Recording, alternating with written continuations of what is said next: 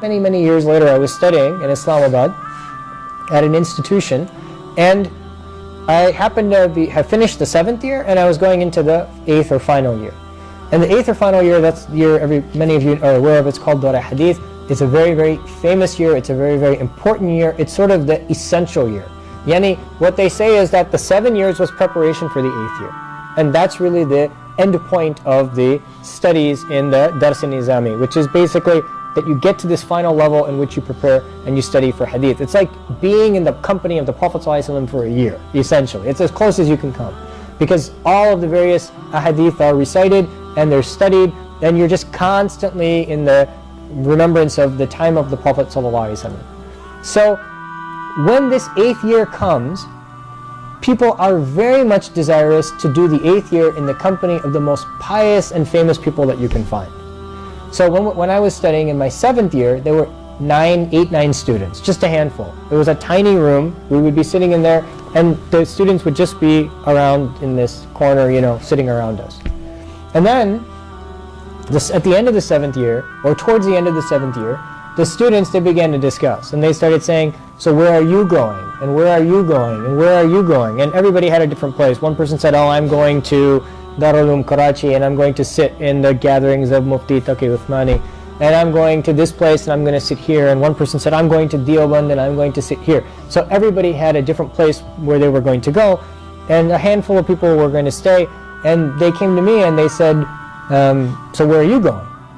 So I said, I'm not going anywhere, because I came from very far and I really had nothing, and Allah created this opportunity for me, and this is my teacher, and I'm going to be with this teacher until the very end.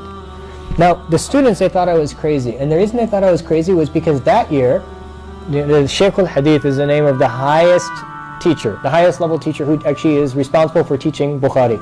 So the Shaykh al-Hadith, he had retired that year, and they hadn't yet found a Shaykh al-Hadith for the next year. So I said, it doesn't matter. I came here, I benefited from here, my Shaykh sent me here, I'm staying here. And then what happened was, after he retired, they appointed another person to be Shaykh al-Hadith, and this teacher was an amazing, incredible teacher who prepared and was so honored to be in that position that he came every day to class, he came on time, he came fully prepared, and he was super excited. So, the teachers, one aspect of a teacher is the experience of a teacher. Another aspect of the teacher is how much a teacher desires to be there and feels honored to be there and wants to teach. And this person who taught me Shaykh al-Hadith, there were 6 people in the class, 5, 6, handful of people in the class.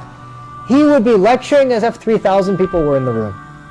He would lecture, he would sit there, he would be screaming on top of his lungs and so excited and doing this and doing that. And 7 people are sitting in front of him, sometimes 4 people, depending on who's sick that day. He's talking through the wall. He's talking through the wall because he was so honored to teach that year. And I will tell you that I benefited from that teacher in a way that I have not benefited from any teacher in my whole life. Because, I have had many teachers, I'm a professor myself, I teach many people, and I have not benefited from any teacher the way I benefited from that teacher, to the extent that the way I teach is very much a replica of the way he teaches. And the funny thing is that now I teach much more dunyawi knowledge than I do dini knowledge. I'm a professor and I'm in a medical school, and it's one of the top medical schools in the country, and I teach pathology, which is a subject in medical school, which is like the essential subject in the 2nd year of medical school. And I teach students. I teach students all over the world. And I use many of the things that I observed in this teacher to teach my own medical students. Now, obviously I'm not teaching them deen, but I'm teaching them some aspects of how they can benefit humanity. But that same energy, that same dedication, that same speaking through the wall, talking beyond who's there, I apply those exact same principles in the way that I teach. And essentially it defined me.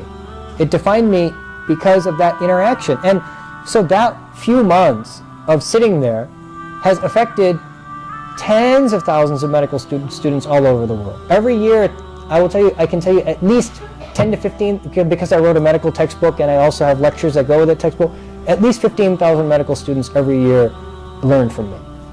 And who are they really learning from? They're not learning from me. They're learning from that teacher who was teaching 6 people, because I learned from him. So, and people come to me all the time. They say, where did you learn to teach like that? How come you teach like that? Nobody teaches like that. So how come you're teaching like that? I said, I didn't learn to teach like that here. I learned to teach like that at the base of the Himalayas, in a room with 6 people, and the whole building probably cost $20,000, let alone the $50 million building that I teach in right now. So this is the mechanism by which you take advantage of opportunity.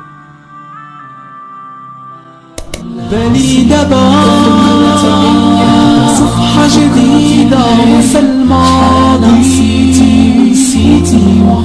بني